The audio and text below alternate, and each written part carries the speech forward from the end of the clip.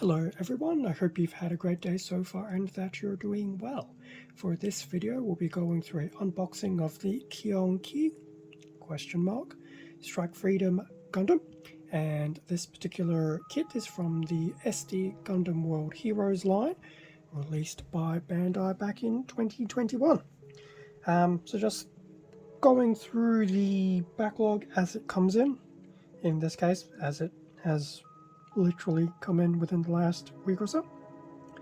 So just knocking it out just to get it out of the way. So here we have what I would just call the Strike Freedom Gundam character, looking very imposing on the front of the box, to the point that it looks like it has 24 worth of dragoons. I'm sure it doesn't, but just the way that everything has been done around it just, I dare say, intensifies the look of the dragoons, which may or may not be the case. So that is the front of the box, but interestingly enough you can see some very trademark Strike Freedom attributes, particularly in the chest area. So front of the box, bottom of the box, which will be the same as the top, albeit a little bit blurry. Side of the box, so we have a little blurb of the character model. Front, back. I do find it interesting that it does say that the iconic shape of the parts on the back have been intricately recreated. So I guess in a way it is actually trying to recreate the, I dare say, deployed dragoons with the quote-unquote wings of light. And it looks like there will be some type of dragoon type pieces involved. Most likely they will be a single gold piece, but we will see. And we will have some different stickers. Other side of the box, just the usual spiel of go check out SD Gundam World. So that was the box lid. In terms of what is inside, do it this way. So 1, 2, 3, 4 bags of runners and a manual at the bottom. Yes, there's going to be just a lot of single flat collars. The color separation won't be great. It is an SD, but it looks like we do still have a bit of it, and I guess in a moment we'll find out how quote-unquote challenging the color accuracy will be. And with everything out of the box, I was actually surprised by the number of runners included. Granted, there was 4 bags of them, but you don't realize how many runners there are until you're actually sorting them. Front of the manual, shot of the front of the box as we've seen earlier, another blurb about the character Gundam, and a whoppingly huge piece of artwork, well and truly embellishing the look of the backpack. In fact, I almost feel like it's a backpack with a Gundam attached, as opposed to a Gundam with a backpack attached. Weird humour aside. Back of the manual. So we've seen most of this already from the box, and there's just a nice little comic illustration here. And there's even reference to the Liu Bei Unicorn Gundam, and even the Impulse Gundam. So there's a few characters there. I'm not sure how the comic is going to work in this particular one.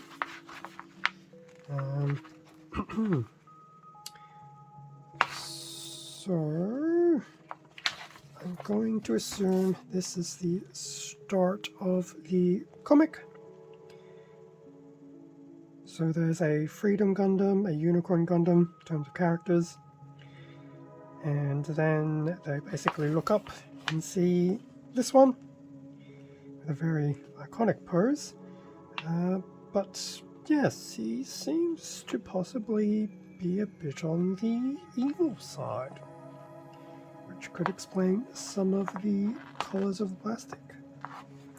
Interesting. Before we look at the instructions, here's the list of the runners. Decent amount of runners, which is not too surprising given the size of this particular box, but we will see the runners in a moment. terms of the build, once you've seen one STW Gundam World Heroes kit, you have generally seen them all in terms of build.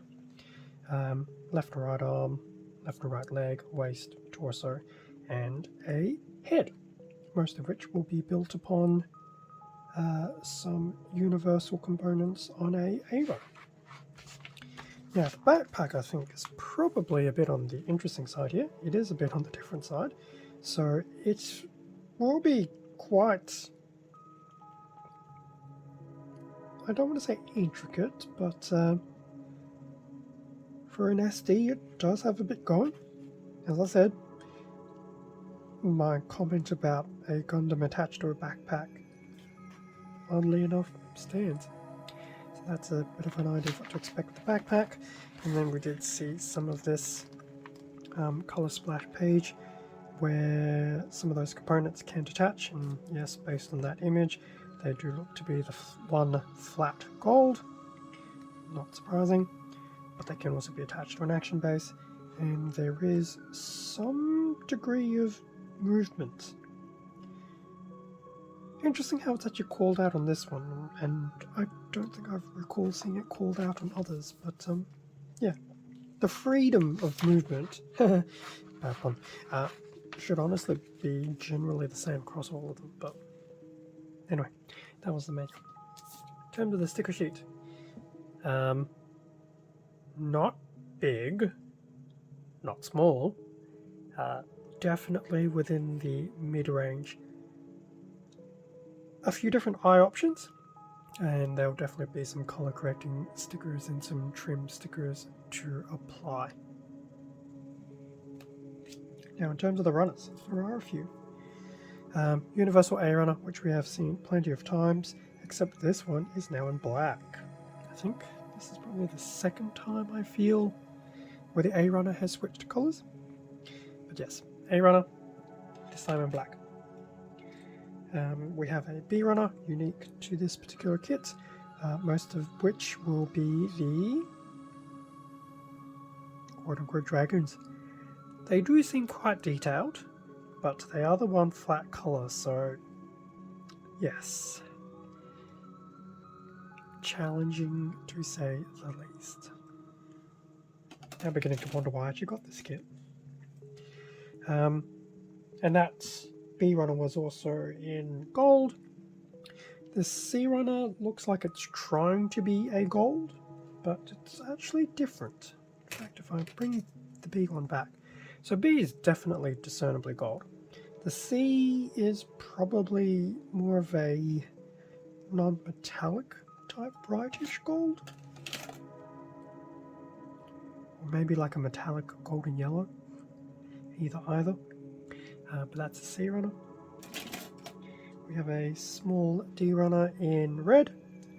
I feel like this has been recycled. 2019. Oh, yes, it's probably been recycled. Probably from the previous SD range. E runner in translucent yellow.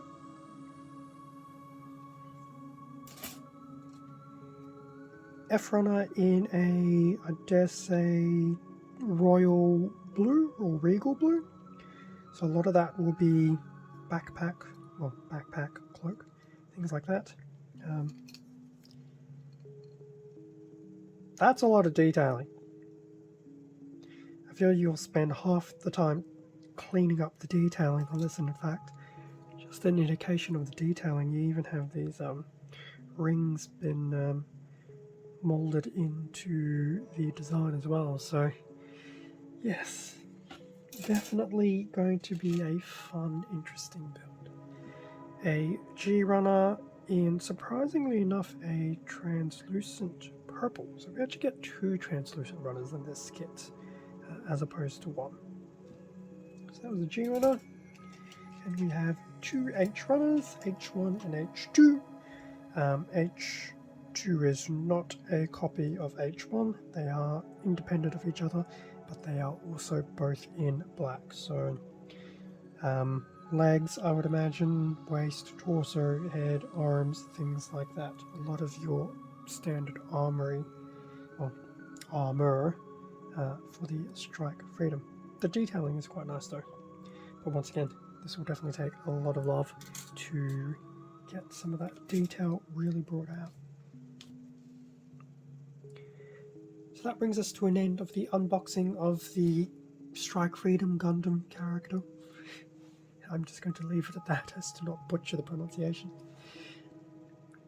Now for this particular kit, like all my previous SCW Hero kits, this has been acquired from HobbyLink Japan, so I have a product link to the kits at HLJ, as well as a link to the wider range of kits as well.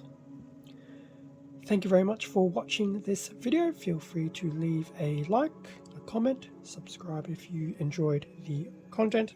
All of this does help support the channel, and I do greatly appreciate it. Shout out to the subscriber base. Thank you very much for your support, to the point that as of this recording, and assuming it doesn't fluctuate, this is the first recording as of 100 subscribers to the channel. Very huge feat, given that at the beginning of the year I was a third of that. So thank you very much. Hopefully this will still continue a nice trend of growing the subscriber base and trying to get more and more content and varied content out there as well. Speaking of content, extra content can also be found on my Instagram account, link below, assuming I didn't say that before. Stay safe and take care, and I will catch you all in the next video, and I dare say here's to the next 100 subs. See ya.